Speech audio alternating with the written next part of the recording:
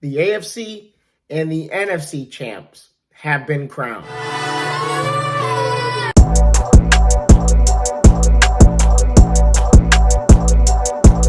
Welcome back to another episode of Sports Runs and Diesel here. Starting off with the NFC as the Philadelphia Eagles trounce the San Francisco 49ers 31-7, and they make their fourth trip back to the Super Bowl. Just an all-around dominant performance by the Philadelphia Eagles, especially on the defensive side of the football. When we look to that, they only allow 164 total yards. They forced 3 turnovers. We knew Philadelphia was going to win this football game. There's no doubt in my mind. Brock Purdy was going to go up against the defense. He hasn't seen a defense like this all season, especially in the last 7 weeks that he has played and has started. He hasn't seen a defense like this. And of course, he gets hurt on the first possession, strip sack that turns into a forearm injury for him, or an elbow injury, as they say in the injury report. And then Josh Johnson fills in, goes for 7 of 13, 74 yards. Then he gets injured with a concussion. Unfortunately, that's what cost the San Francisco 49ers the trip to the Super Bowl. Jimmy Garoppolo was doubtful going into this ball game. They were not going to risk having him play in this football game, but man, it might not have been a bad idea to list him as questionable just in case something like this happens. But it's done and done.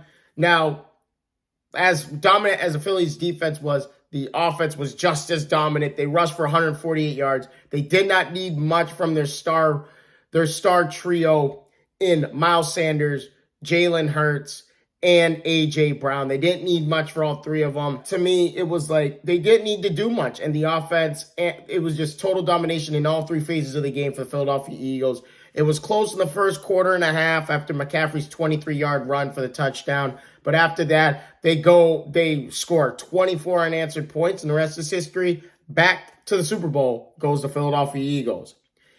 Now moving into the AFC, a more tightly contested game than the NFC title game, as the Chiefs sneak out a victory against the Cincinnati Bengals 23-20 here. This is their 3rd trip to the Super Bowl in the last 4 seasons. We have to talk about how magnificent Patrick Mahomes was in this game. 29 of 43, 326 yards, 2 touchdowns, no interceptions. He did have the fumble, which eventually led to a game-tying touchdown for the Cincinnati Bengals. But the biggest play in this football game was the 5-yard scramble by Patrick Mahomes to try and at least have some sort of positive gain, get out of bounds, and see if Butker could hit the 55-yard field goal. But guess what? An unnecessary roughness penalty, extra 10 yards. Butker has a 45-yard field goal, which is way more manageable, and the rest is history. We can look to the roughness penalty, but to me, the Cincinnati Bengals lost this game on their last 2 drives. They had a couple of big 3rd down conversions. The first drive ends in an interception, and then the second drive, Burrow gets sacked by Chris Jones, who had 2 sacks on the game. Before tonight's ball game, in his previous 13 postseason games, he has had 0 sacks, and tonight he had 2 sacks on Joe Burrow.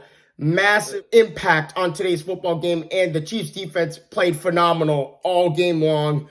But I will say this, we got to look at the X factor here in this ball game, which is Valdes-Scantling, the wide receiver for the Kansas City Chiefs. 6 catches, 116 yards, and a touchdown. Someone else needs to step up and be big in this game, as Juju wasn't playing.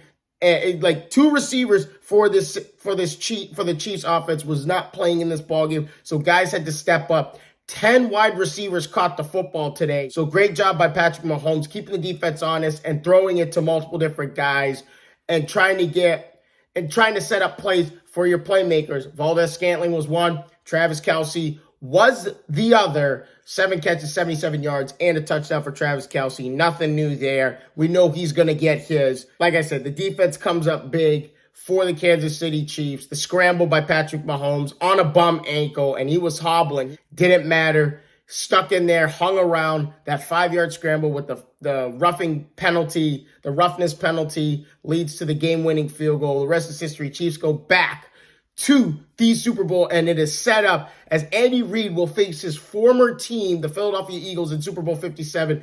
Please, guys, stay tuned for that prediction video and the analysis video of that coming up very, very soon. Thank you guys again so much for your time. If you guys haven't already, please leave a like and subscribe to the channel. And can't wait to see all your faces in the next one.